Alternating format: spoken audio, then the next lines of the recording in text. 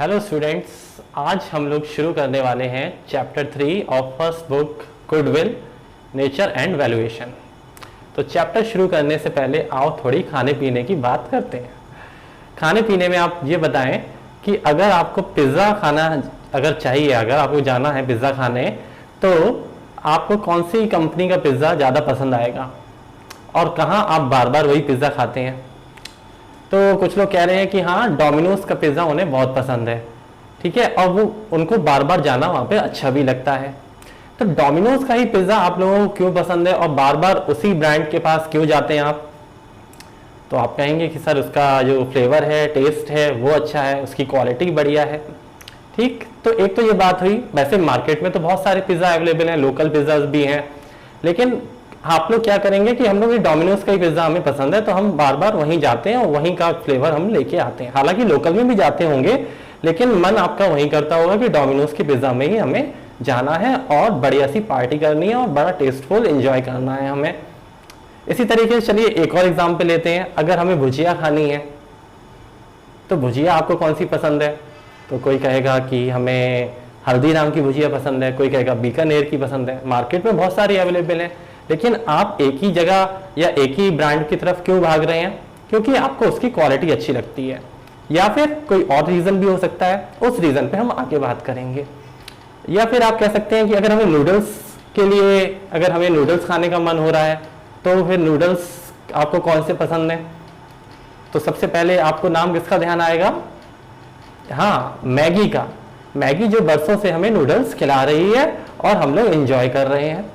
तो नूडल्स के लिए आपको सबसे पहले माइंड में आया मैगी। हालांकि बहुत सारे ब्रांड हैं, जैसे कि यप्पी नूडल्स है, पतंजलि के आटा नूडल्स हैं, लेकिन आपका माइंड सबसे पहले कहाँ गया? मैगी की तरफ। क्यों गया? आपका जो ध्यान है मैगी की तरफ या डोमिनोज पिज़्ज़ा या फिर हल्दीराम या बीकानेर की तरफ क्यों गया? क्योंकि उनकी क्वालिटी अच्छी है, ठीक है, और क्वालिटी अच्छी होने के अलावा उन कंपनीज ने अपनी ब्रांड वैल्यू या रेपुटेशन बना रखी है।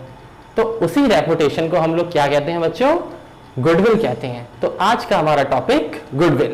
तो फटाफट लिख दीजिए मीनिंग ऑफ गुडविल। तो गुडविल की डेफिनेशन हम लोग लिख लेते हैं, जो कि एक राइटर है, बहुत अच्छे राइटर, उन्होंने दी है, लॉर्ड एल्डन। ठीक है, Lord Elden, ELDON, Lord Elden की डेफिनेशन हम लोग लिखने वाले हैं।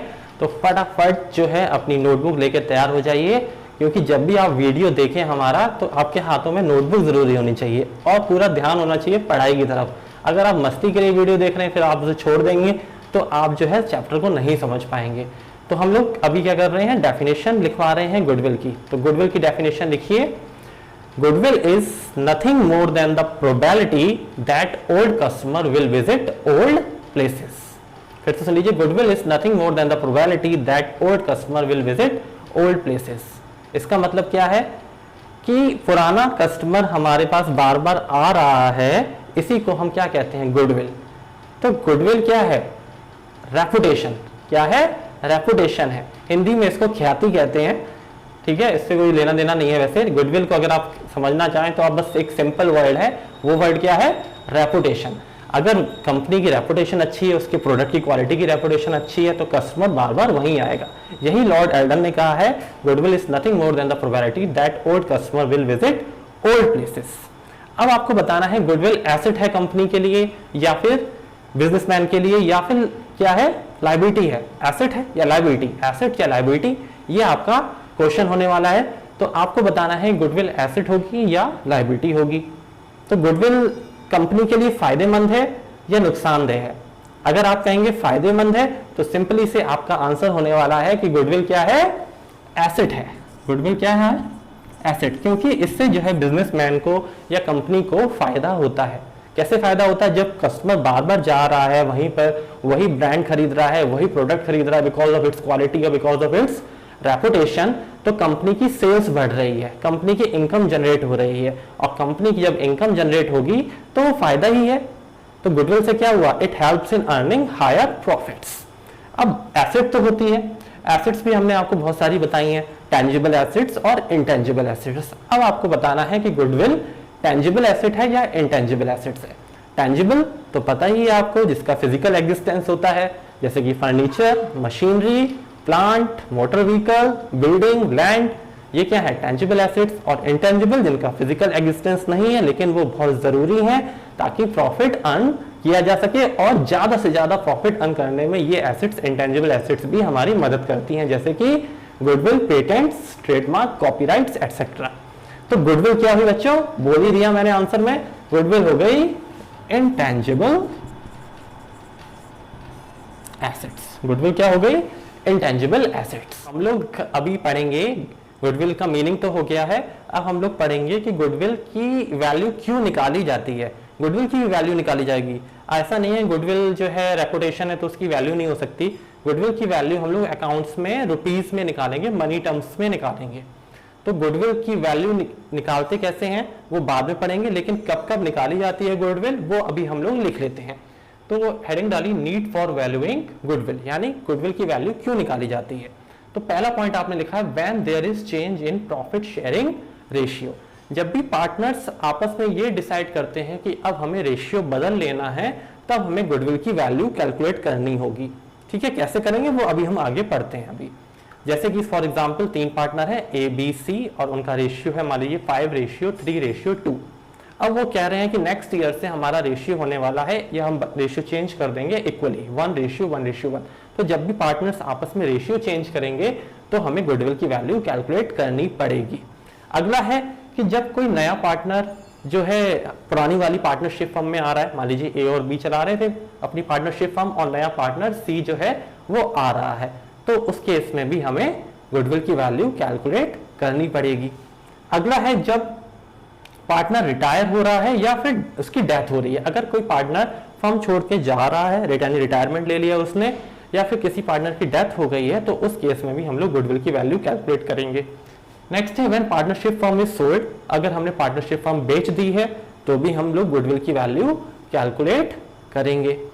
और अगला है व्हेन 2 और मोर फर्म्स अमलगमेट, यानी जब 2 फर्म्स आपस में मिल जाएं, यानी एक पार्टनरशिप फर्म ये रही, एक पार्टनरशिप फर्म ये रही, दोनों पार्टनरशिप फर्म आपस में मिलकर एक बड़ी पार्टनरशिप फर्म बन जाएं, 2 या 2 से ज्यादा, उस वक्त भी हम लोग गुडविल की वैल्यू कैलकुलेट करते हैं।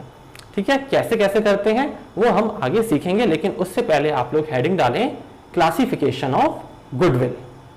2 तरीके की बच्चों गुडविल होती है, हेडिंग डालिए फर्स्ट परचेज गुडविल और दूसरी होती है सेल्फ जनरेटेड गुडविल। तो अभी हम लोग पढ़ रहे हैं परचेज गुडविल, हेडिंग डालिए परचेज गुडविल। परचेज गुडविल को समझते हैं। फॉर एग्जाम्पल आपने और आपके दोस्तों ने या फ्रेंड्स ने पार्टनरशिप फर्म स्टैब्लिश करी और बिजनेस चला रहे हैं। अब उनके सामने एक ऑप्शन आता है कि एक छोटी पार्टनरशिप फर्म है, उनको वो खरीद लेते हैं।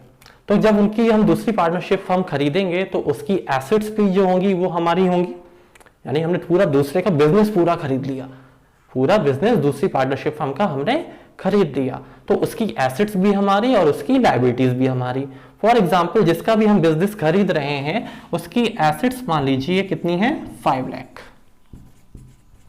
उसकी जब हमने बैलेंस शीट देखी तो उसकी एसेट्स जो थी वो कितनी थी 5 लाख, और जो आउटसाइड लायबिलिटीज है, जो उनकी लायबिलिटीज थी जैसे क्रेडिटर्स वगैरह या उनका लोन था वो था 2 लाख। तो यानी हमें कितने रुपया उसे देना पड़ेगा 3 लाख। ठीक है, एक्चुअली हम बिजनेस खरीद रहे हैं तो उसकी एसेट्स जो थी वो 5 लाख की थी और उसकी जो लायबिलिटीज थी यानी उनको जो देना होगा लोन वोन, तो हमें कितना देना चाहिए, उन्हें 3 लाख रुपए देना चाहिए, तभी तो हमारा बिजनेस, उनका बिजनेस हमारा हो जाएगा। तो हमें 3 लाख देना चाहिए, लेकिन बिकॉज 3 लाख का पेमेंट करने की जगह हमने उसको पेमेंट कितना किया, हमने पेमेंट किया उसको 4 लाख, करना चाहिए 3 लाख, लेकिन हम 4 लाख रुपए पेमेंट कर रहे हैं, यानी 1 लाख रुपए हम एक्स्ट्रा पेमेंट कर रहे हैं। तो हम 1 लाख रुपए एक्स्ट्रा पेमेंट क्यों कर रहे हैं? अरे भाई 1 लाख हम इसलिए एक्स्ट्रा पेमेंट कर रहे हैं क्योंकि उनका बिजनेस तो सेटअप था, वहां पे हमें क्या करना, बस उनकी दुकान पे जाके बैठना है और उनके जो इतने सालों से उन्होंने मेहनत करी थी और उनके कस्टमर्स उनकी दुकान पे आ रहे थे, हमारे बैठने से भी वही कस्टमर उनकी दुकान पे आएंगे, है ना, उनका रेपुटेशन तो है ना कुछ। तो जो एक्स्ट्रा पेमेंट हम कर रहे हैं वो क्यों कर रहे हैं, बिकॉज ऑफ गुडविल। तो जो एक्स्ट्रा पेमेंट होता है between the amount paid and net assets, जो ये फिगर आई ये क्या है, नेट एसेट्स।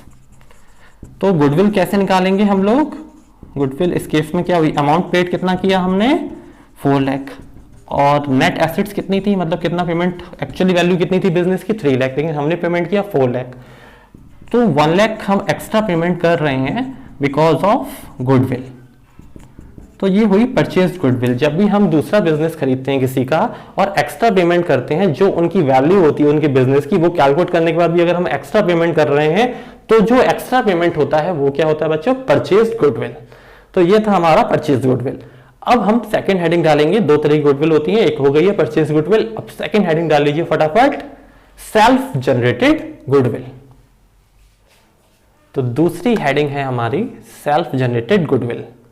जैसा कि इसमें नाम से क्लियर है, सेल्फ जनरेटेड गुडविल, यानी कि ये गुडविल कैसे हुई, जब पार्टनर्स ने मेहनत करी अपने बिजनेस में, ठीक है, जब उन्होंने कस्टमर के संग अच्छा बिहेव किया, कस्टमर को कोई प्रॉब्लम नहीं आने दी, कस्टमर को अगर कोई दिक्कत हुई तो उनकी प्रॉब्लम हाल सॉल्व कर दी, अच्छे क्वालिटी ऑफ प्रोडक्ट्स दिए, तो क्या हुआ, बिजनेस की जो है रैपो बन गई, रैपो बन गई, अच्छा व्यवहार किया। जब भी आप कस्टमर जाता था तो बिजनेसमैन जो है बड़ा खुश होकर स्माइलिंग फेस के साथ उसको आपको गुड्स देता था, ठीक है। आप देखते भी होंगे आपके लोकलाइज्ड एरिया में, आप उसी कस्टमर या आपके पास, उसी बिजनेसमैन के पास जाते हो जो आपके संग अच्छा बिहेव करता है, या उसकी भाषा में जो है बड़ा शालीनता है और बड़ा प्यार से बोलता है, मीठा बोलता है, और जो स्माइलिंग फेस रखता है। और दूसरा, जो अगर कोई अक्खड़ स्वभाव का है तो वहाँ पे आप जाना पसंद नहीं करते। तो सेल्फ जनरेटेड गुडविल क्या होती है, जो खुद के द्वारा बनाई जाती है, अच्छी एफर्ट्स के द्वारा, अच्छी क्वालिटी ऑफ प्रोडक्ट्स देने से, और अगर कस्टमर सेटिस्फाई कर रहा है बिजनेसमैन तो गुडविल हमारी बनती ही चली जाती है बिजनेसमैन की।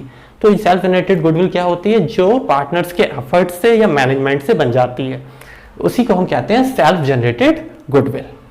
अब क्या करने वाले हैं हम लोग, मेथड्स ऑफ कैलकुलेटिंग गुडविल करने वाले हैं। तो हेडिंग डालेंगे मेथड्स ऑफ कैलकुलेटिंग गुडविल। तो हेडिंग आप लोगों ने डाल रही है methods of calculating goodwill. Actually there में मेनली जो है 3 मेथड्स होते हैं, ठीक है, जिसमें से पहली हेडिंग आपको डालनी है average profit method. Average profit method, average profit method में भी 2 हैं, एक है सिंपल एवरेज प्रॉफिट मेथड। अब पहला सिंपल है तो दूसरा कैसा होगा, डिफिकल्ट नहीं, joke. Simple average profit method और दूसरा है वेटेड एवरेज प्रॉफिट मेथड। तो सिंपल एवरेज प्रॉफिट मेथड और वेटेड एवरेज प्रॉफिट मेथड, ये है एवरेज प्रॉफिट मेथड में। दूसरा हेडिंग डालेंगे आप लोग super profit method, super profit method, ठीक। और तीसरी हेडिंग डालेंगे capitalisation method.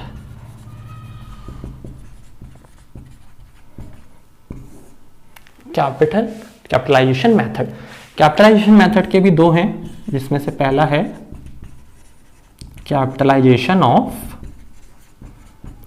Average profit method, और नेक्स्ट है कैपिटलाइजेशन ऑफ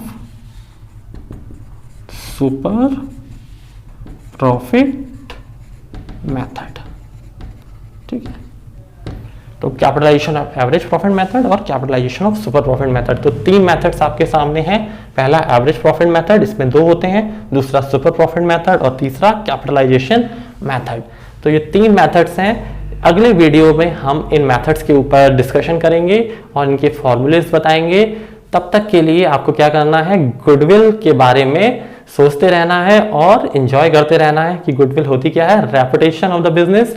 और आगे चल के जब हम बड़े बिजनेसमैन बनेंगे तो हम लोगों को भी क्या करनी पड़ेगी, अपने बिजनेस की रेपुटेशन बढ़ानी पड़ेगी। और तो गुडविल की वजह से हमारा बिजनेस क्या होगा, दिन दुगनी और रात चौगनी तरक्की करेगा, ठीक है। वॉरेन बफे ने भी क्या कहा है कि अगर कोई आज पेड़ की छांव में आराम से बैठा है तो उसने बहुत सालों तक काफ़ी मेहनत करी होगी। यानी अगर कोई बिजनेसमैन ने मेहनत करी है और उसकी गुडविल बहुत सालों से डेवलप हुई है तो उसका फ़ायदा वो लंबे समय तक आराम से लेगा। यानी इतने सालों से मेहनत करी, मान लीजिए 20 साल उसने लगातार बिजनेस किया, मेहनत की और अच्छा व्यवहार किया, सबके संग अच्छी क्वालिटी दी, तो कस्टमर अपने आप ही दुकान पे खिंचा हुआ चलता आएगा। आज का टॉपिक कैसा लगा ये बताइएगा ज़रूर, और कमेंट सेक्शन में अपना आंसर दीजिएगा।